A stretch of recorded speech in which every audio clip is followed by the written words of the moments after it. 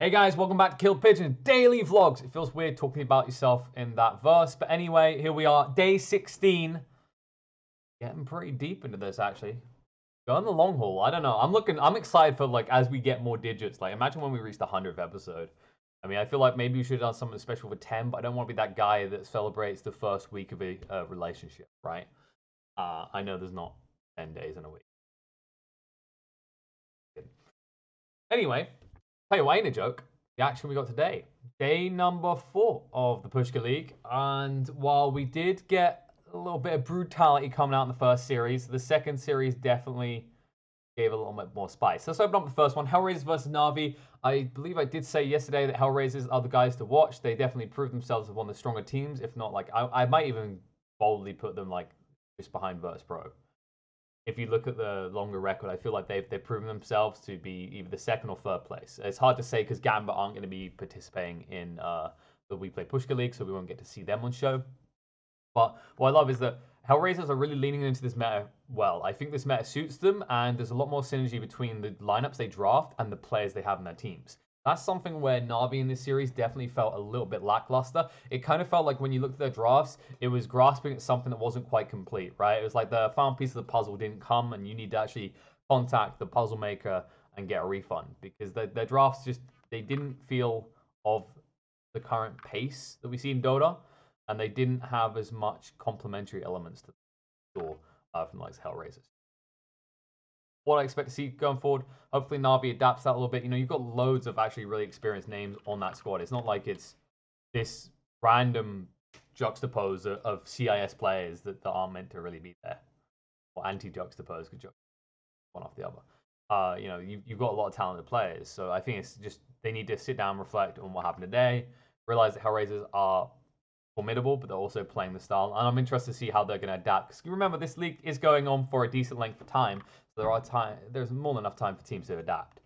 But Hellraisers, I just want to see them keeping that kind of that pace timing going, right? Aiming for that 20-25 minute, maybe having those double complementaries. Speaking of double complementaries, there's something that we saw allow NIP to actually really start to pull ahead OG.Seed because it turned out that the second series was not just a rematch of the original in the qualifiers, just with a different team name. That's right, chickens. Turns out ninjas are stronger, and when you arm chickens to the teeth with ninja weaponry, they can assassinate a poor little sapling, or it can actually grow into a big tree. That's exactly what happened, as it was 2-1 in the end. OG.Seed put up a good fight. There were moments where it actually looked like they could have taken the series. But NIP, game after game, I felt like Ninjas in Pajamas were just getting better. They were finding their stride. They were improving. Like the second game, actually, yeah, the second game was a little bit of a mess, but it was more clearly on, I'd say, on the draft than anything. But NIP, if you compare how they played in game 1, and then we'll forget about game 2. I'm sure they want to, but game 3, like the difference, the improvement was great. And of course, the recurring theme was Bristleback. This hero just seems so good right now. Teams are fighting tooth and nail to get their hands on him in a lot of cases.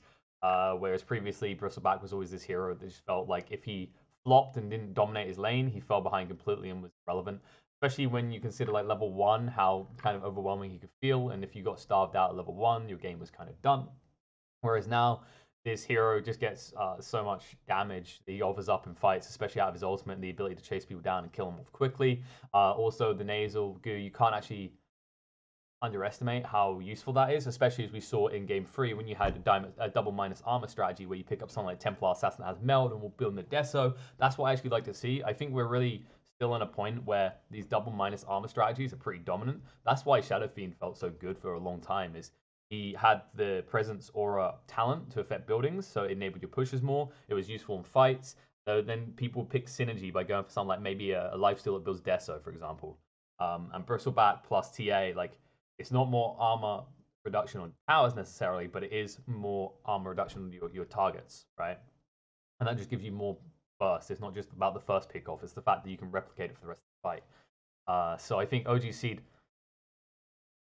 we're gonna have to see if they feel it was like to do with the draft. I think part of it was with draft, but also execution was more on point, and IP definitely played a lot faster. And maybe they just figured a few things out after the pretty rough defeat at the hands of OG.Seed earlier in the tournament, and we'll see if NIP can actually adjust that, because it definitely felt like, or OG.Seed can, because I feel like NIP had a lot more clarity as the series went on. VP versus Virtus Pro Prodigy didn't happen, by the way, in case you guys are wondering and you checked the last video and you're like, why, where is it, Pigeon? Apologies, didn't mean to debate you. It got delayed, it got moved back. It's actually going to be on May the 5th now, so that's going to be a long day. I think that's currently scheduled to be 4 series. We'll see if that holds, if it gets changed up a little bit. I'm not really sure there's any way you can change it. Let's look forward to tomorrow, because tomorrow we're going to actually be opening up with Bait versus Team Spirit, and I believe I am on for most, if not the whole day. But I'm just going to double check that. Good that I know. I think I'm on for most of the day, but not the whole. Let's see. Yes, I am not on the first series, but I am on the second two. So Banks will be taking you through the action for Bait versus Team Spirit. I think it's going to be interesting to see the comparative, because when they last matched up, Team Spirit 2-0 Bait, it was a pretty rough showing. Didn't really like Bait could do much, and this is a team that's very quickly in need of proof of progress, or it's just going to fall apart, I think. They haven't really had much luck with anything. I think when they were at the Mad Moon event, they didn't win a single game, if I recall correctly. They are on a downward spiral, and they need to find a way out. I think they need to maybe adapt I think it's a mixture of adapting like the drafts you're executing and the way you're approaching them. I don't think the players are necessarily syncing up on the right timings if you look at other teams, right? Whereas Team Spirit, they have actually looked better and better as time going on. You know, I don't think there was as much expected out of the Team Spirit roster. Like when you actually look at the people who are on it, you've got the likes of like Ergon's been around for a while, hasn't really had a huge standout moment. But then you've got the likes of Immersion. Afterlife also comes to mind. These are people that can deliver. There's a decent amount of veterancy there to guide these players through. Looking forward to the series, which I'll be covering though.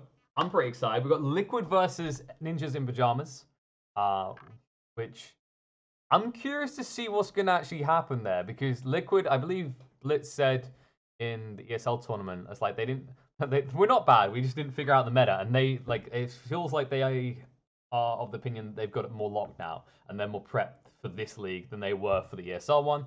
And then on the other hand, Ninjas in Pajamas, they just had a great victory over OG.Seed. And the reason I say it's great is because you lost early to them, that moral boost is like, wow, we actually can do it, right? So this isn't a hurdle on our way anymore. Next on the hit list, a lot more challenging opponent right now, which is Liquid, who are a team that understand each other inside out quite well. They think they've now got a grip on the meta, then they could become quite spooky quite quickly. And I won't drone too much on that one. I think we've seen enough from Liquid. Liquid gets talked about enough, and we've already hit an NIP. So I want to bat into the final series of the day, which is going to be Secret versus Alliance. This series should be interesting. And the reason it should be interesting is I actually haven't been able to find who the 5th member of Alliance is going to be for that one. Because remember, they used Zibe before for the ESL 1 tournament, right? But here's the problem. OG.Seed are in this league, so they can't actually have Zibe again. And I was checking on their announcements, and anything had been announced. I was checking the Wikipedias. There is nothing about who is actually standing in right now. Okay, so I had a theory before that when they got rid of 33 and Fada, we were going to see S4 and also maybe Loda return to active duty. I would be intrigued if Loda tries to take this as an opportunity to go into the 5 role and see if he fits in the team. I'm not expecting it. It's one of those things on the side, like, what if, right? That would be kind of intriguing. But I'm excited to see who they're going to actually have stepping in. It might be that Loda does it for a day or two until they can find someone else. But Kilo all the same. I think the rest of the squad do look quite strong. Hanskin doesn't really need any introduction. Nico Baby as well. Limp has proven himself so much on this team. I'm actually proud of the dude. Always been a really big Limp fan. Back since the early days when I started casting, I saw a lot of potential, especially with him and Z-Freak. And I love that he's actually blooming full, even if Z-Freak is wilting slightly after today's loss. And then, of course, S4. You know, it's hard to look at S4 as a downgrade, and I'm not saying he is, but the fact that you gave up 33 and Fada as well, but you didn't have 2 lined up is a really tough pill to swallow, but it's what Alliance felt they needed to do to proceed. Still, I don't think there's been any news on what 33 or Fada are going to be doing next, whether what team they're going to be forming. I would be excited to see if those guys maybe get together with the former Ninjas in Pajamas members, because almost have enough people there to make a squad, right? You've got Tanner and you've got the Hack waiting, the confirmed ones you'd be able to play with in the 33 plus Fada. If you can find a 4 that could work, it'd be pretty cool to see. but they're going to be up against Secret either way. Whether they have a boss tier stand-in or Loda is going to be the most godly of supports, captain them from the 5, is not just completely irrelevant, but it is going to be hard to overcome the giant hump, which is Secret, without all those other variables we just talked about. Secret are at full strength, right? They've proven themselves very capable. Yes, they did lose to Viking.GG in a 2-0, but this is still Secret. This is still a team that everyone looks at as one of the top teams, definitely in the top 10 in the world, over and over again. And I'm going to be intrigued to see how Alliance tackles that, who they actually want to play around, because before, when you had 33 on the squad before, there was a lot more highlight around, like, giving him his stand-up performances as well as someone like Limp and let Nico Baby come into it later. S4 has a different dynamic, but you can lean on him a little bit more, I think. It's going to be interesting to see if Secret have already identified someone that they can just like hone in on and exploit, especially if they see, like with Puppy's genius machinations, if he sees an issue with whoever the new 5 is, in the dynamics in the team might be completely out of whack because you're introducing a whole new variable to this squad. Whereas for Secret, same people. But that's going to be it. I'm going to round it up here. I don't think there's like too much to speculate until we see what is ahead of us. I feel like I really wanted to know. I was actually like sifting for ages trying to find out who is going to be on Alliance as their 5 before tomorrow, but I couldn't find any information yet. So apologies for that, guys. If you have any information, let me know below. If you have any thoughts, if you conflict with my ideas that I think, I actually think I'll give my roundup. I think Team Spirit are going to take the series start of the day. I think Ninjas and Pajamas might be able to take one game off Liquid, but Liquid should win overall. And I think Secret versus Alliance is 2 question marks. I don't know what they're doing with the 5th member of Alliance. But I could see a world in which maybe Alliance doinks a game. But I think once again, that's going to be favored. Once again, that's going to be the end of another one of these daily videos. Thank you for tuning in, and I hope you enjoyed what you saw. Be sure to like down below or dislike, whatever the hell you feel. Maybe you're sick of hearing Dota content. Too bad. That's my living. That's always going to be part of me. Love the game, love the scene, and love all you. But this boy needs some sleep before you see him on camera tomorrow. So see you later.